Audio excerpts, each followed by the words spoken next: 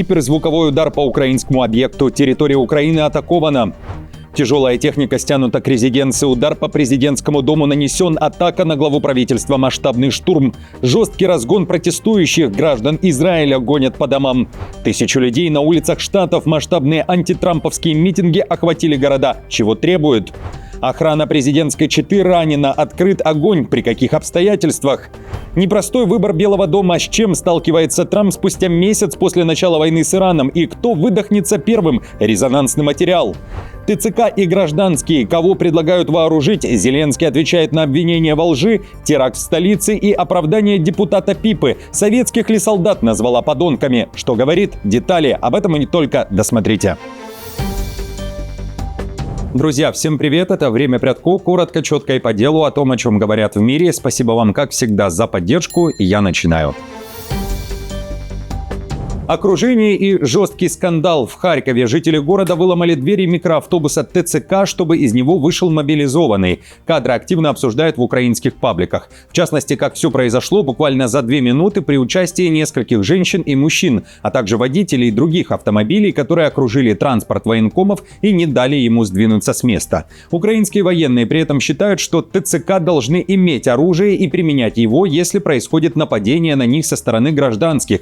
Такое мнение озвучил заместитель командира отряда разведки 12-й бригады спецназначения «Азов» в интервью YouTube-каналу «Надия Суха». Военный с позывным «Барс» уверен, что так украинцы подрывают тыл, и если не будут пополнены бригады, то Украина может проиграть войну. После этого украинцы столкнутся уже с российскими воєнкомами. Якщо ми програємо, то ті, які бігають там і намагаються когось відбити від ТЦКшників, вони столкнуться з русскими воєнкоматами. І там нічого сказати вони вже не зможуть. Якщо такий чоловік відкриє рот, він отримує чергу.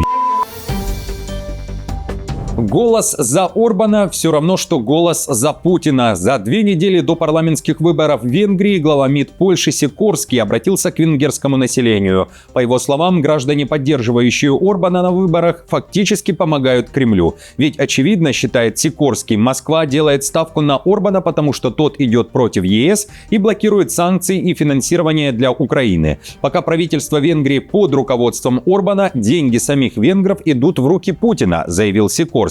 На самом деле Виктор Орбан хочет продолжать покупать российскую нефть и, следовательно, отправлять деньги венгров в Москву. А Орбан уже заявил о долговом рабстве. Если народ выберет оппозицию, говорит премьер, значит Будапешт станет финансировать войну в Украине. У Киева, по словам Орбана, денег на войну нет, у ЕС тоже нет, поэтому Брюссель берет кредиты, а страны ЕС дают гарантии и передают деньги Украине. Так объяснил схему кредитования Орбан.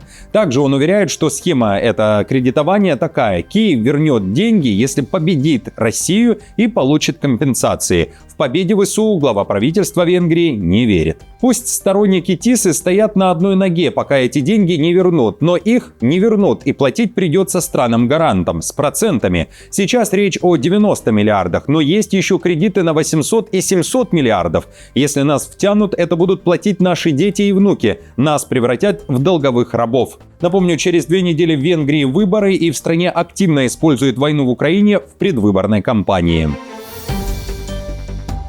Иран сохранил возможность наносить удары вопреки всем прогнозам военных аналитиков. Однако Тегеран уже не льет ракеты, как в первые дни. Теперь это затяжная игра на выносливость. Об этом пишет Financial Times. Запусков стало меньше, но они точечнее и регулярнее. Тегеран экономит боезапасы, говорится в материале. По оценкам экспертов, которые были опрошены изданием, в запасе остаются более мощные и точные системы. При этом каждый запуск – риск. Позиции быстро вскрываются и уничтожаются ударами США и Израиля. Главная интрига, и об этом также говорится в материале, кто выдохнется раньше – Иран с ограниченными запасами или ПВО стран Персидского залива, Израиля и США, у которых также быстро тают запасы перехватчиков. Иран, возможно, не способен наносить массированные залпы, но его текущий подход выглядит как стратегия, рассчитанная на длительное противостояние, а не на подавление противника. Это отражает долгосрочное планирование. Иран, по-видимому, сознательно экономит ракеты и дроны, понимая, что конфликт скорее всего, будет затяжным. При текущем темпе у него, вероятно, хватит ракет еще на несколько недель. В то же время Иран начал вербовать на войну детей от 12 лет, подростков с автоматами ставят на блокпосты и отправляют патрулировать Тегеран. Жители рассказывают о необученных юных силовиках, которые досматривают машины и стреляют в воздух после ракетных ударов. Информацию подтверждают представители КСИР. Они называют движение с подростками «За Иран». Этот шаг предпринимается несмотря на обязательства Ирана по Конвенции о правах ребенка, которая запрещает использование малолетних в военной деятельности.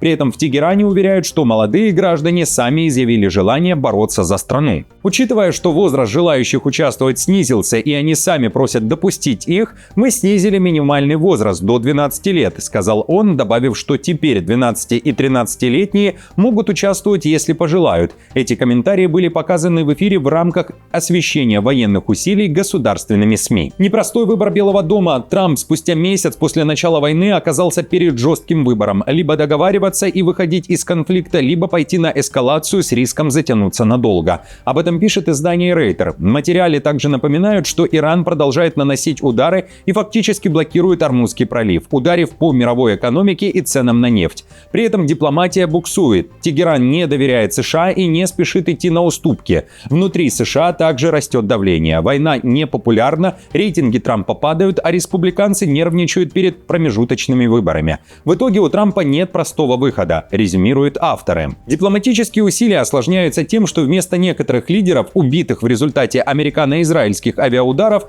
пришли еще более жесткие преемники. Правители Ирана ясно дали понять о своем недоверии к Трампу, который дважды за последний год наносил авиаудары в то время, когда обе стороны еще вели переговоры. Президент готов слушать, но если они не примут реальность текущего момента, по ним ударят сильнее, чем когда-либо прежде, заявил представитель Белого дома. Война не продлится долго, американские силы скоро уйдут из региона. Такое заявление сделал накануне вице-президент США Венс. В интервью Бенни Джонсон он заявил, что война краткосрочная и скоро американцы вновь увидят привычные им цены на топливо. Президент сказал: «Мы выполнили большинство задач, возможно, все. Мы еще немного продолжим, чтобы не возвращаться к этому долгое время. Цель – нейтрализовать угрозу надолго. Цены на бензин выросли временно. Это краткосрочный конфликт. Мы не собираемся оставаться там надолго. Сделаем дело и уйдем. Цены снизятся». Параллельно с этими заявлениями на Ближний Восток на борту десантного корабля USS Триполи прибыли силы пехоты, которые США отправили еще в середине марта.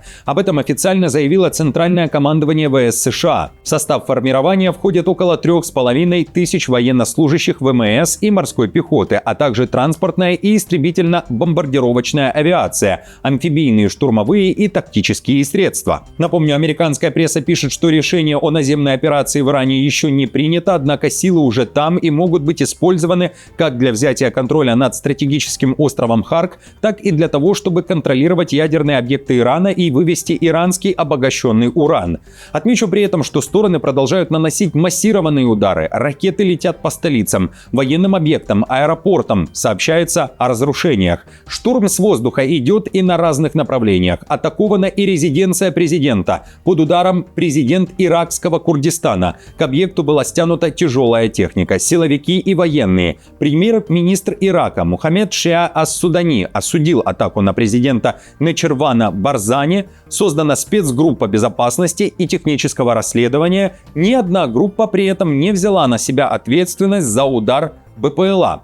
Однако силы Ирана обвинили во всем Америку и Израиль. Беспилотное нападение на дом президента иракского Курдистана в Дахуке является проявлением террористического акта со стороны агрессивных врагов, аналогичные действия которых в последние дни мы наблюдали в виде подлых убийств высокопоставленных иранских чиновников и мирных жителей Ирана со стороны террористических армий США и сионистского режима. Еще одно примечательное событие последних суток: в Израиле вспыхнули протесты против войны с Ираном. Акции прошли в Тель-Авиве, Хайфе и даже в столице Иерусалиме. Полиция жестко разгоняла демонстрантов и задержала минимум 18 человек. Протестующие выходили с флагами и лозунгами, заявляя, что миллионы детей растут в бомбоубежищах. Протесты разогнали, признав незаконными в соответствии с военными правилами командования тыла. Протесты охватили США и вышли за пределы штатов. Толпы недовольных работой президента и его команды выходят на улицы по всей стране. Массовые протесты под лозунгом «Без королей» приковывают внимание, в соцсетях пишут «Восстание началось». Всего на этих выходных запланировано более 3000 митингов во всех американских штатах, крупных городах, пригородах и даже небольших населенных пунктах от Алабамы до Вайоминга и даже за полярным кругом. Часть американцев выступает против политики Трампа, роста стоимости жизни и войны с Ираном. В американской столице, Вашингтоне, тысячи людей устроили антитрамповский марш в центре города. Протестующие несли чучело Трампа в короне и чучело членов его администрации, скандируя «Парад позора, арестуйте их всех». Но я точно могу сказать, что незаконная война, незаконное вмешательство в другие страны и похищение их лидеров – это большая проблема для меня. Но также происходит много всего, связанного с попытками принять закон Safe Act, который может лишить многих избирателей права голоса, что в свою очередь еще больше усложнит процесс голосования. И в итоге нам будет еще труднее сохранять демократию. Представители республиканской партии при этом заявляют, что за протестами стоят радикальные левые и прогрессивное крыло демократов. Гиперзвуковой удар по Украине. Россия подняла боевую авиацию. МиГ-31К, носители кинжалов, атаковали запад Украины вечером 28 марта. По сообщениям украинских мониторинговых каналов, самолеты нацелили удары на Хмельницкую область, Староконстантинов, где находится один из военных аэродромов Украины. Из-за стратегической важности авиабазы она регулярно подвергается российским ударам гиперзвуковыми ракетами «Кинжал», «Искандерами», крылатыми ракетами и дронами. В то же время в СМИ обсуждают иранский удар по складу с украинскими противодронными системами в Дубае. В субботу иранские СМИ сообщали о 2 атаках. Украина опровергает информацию, МИД, СНБО и Зеленский отреагировали на сообщение из Тегерана и заявили, что это дезинформация Ирана и России. Украина не будет участвовать в чужих войнах. Об этом заявил Зеленский во время турне по странам Ближнего Востока. Киев подписал соглашение о стратегическом сотрудничестве с Саудовской Аравией, Катаром, на подходе аналогичный договор с ОАЭ. Но, уверяет Зеленский, речь не идет об участии украинских военных в защите этих стран. Украина собирается лишь поделиться боевым опытом. В целом, сотрудничество между странами объединяет такие направления, как экспертиза, обучение, копродукция, производство, инвестирование, уточнил Зеленский. Находясь на Ближнем Востоке, Зеленский ответил Рубио, который накануне обвинил Банковую во лжи и уверяет, что это Госдеп передергивает информацию. К этому можно относиться по-разному, но все сигналы, которые поступали на протяжении всего переговорного процесса, говорят, и это не только мой анализ, это звучит абсолютно прямо, что мы сможем получить гарантии безопасности от США не до прекращения огня, не до окончания войны, а после того, как наши войска выйдут из Донбасса, что является условием окончания войны. На фоне опыта, которым собирается делиться Украина со странами Ближнего Востока, в адрес Киева летит жесткое заявление из Германии. Глава правления немецкого оборонного концерна Rheinmetall Армин Паппергер разнес украинские дроны в пух и прах. По его словам, это игра с Лего, а производители – домохозяйки с 3D-принтерами на кухне. Издание «Атлантик» со слов Паппергера пишет, что у Киева нет дронового технологического прорыва, и, по мнению Паппергера, это не бизнес, а просто любительская самодеятельность. Более того, глава немецкого оборонного концерна уверен, украинские дроны не смогут попасть на рынок НАТО. Бюрократия и западные регуляторы их не пропустят на этот рынок. Теракт в центре столицы сорванный за секунды до взрыва. Трагедию предотвратили в Париже. Теракт планировался перед офисом Банка Америки рядом с Елисейскими полями. Французская полиция задержала мужчину буквально в момент подготовки поджога самодельного устройства. Внутри было около 5 литров горючего и до 650 граммов взрывчатки. Подозреваемый заявил, что он несовершеннолетний гражданин Сенегала. Сейчас его личность проверяют. Его сообщник успел скрыться и находится в розыске. Следствие уже ведет антитеррористическая прокуратура. Речь идет о попытке теракта и участии в преступной сети. Сам задержанный утверждает, что его завербовали через мессенджер и пообещали 600 евро за выполнение задания. Ранена охрана президентской четы. Другие люди не пострадали. Странный и одновременно курьезный инцидент произошел в международном аэропорту Филадельфии. Телохранитель, охраняющий бывшую первую леди США Джилл Байден, случайно выстрелил себе в ногу. Об этом сообщает Associated Press со ссылкой на представителя секретной службы Энтони Гульельми. В момент происшествия миссис Байден рядом не было. Говорится в материале, в секретной службе заявили, что инцидент не повлиял на работу аэропорта ввиду отсутствия угроз. Однако теперь ведомство выясняет, при каких обстоятельствах случился выстрел, и проверяет самого президентского бодигарда. Другие сотрудники правоохранительных органов прибыли на помощь раненому агенту, которого доставили в местную больницу. По словам Гульельми, он проходит лечение и находится в стабильном состоянии. Подонки и отбросы. После этих слов в адрес советских солдат, которые воевали против гитлеровской Германии, в сети разгорелся скандал. Его спровоцировала нардеп Украины Наталья Пипа. Она опубликовала в Фейсбуке свое фото на фоне музея истории Украины во Второй мировой войне с подписью «Их подвиги не будут жить вечно, подонки не имеют подвигов».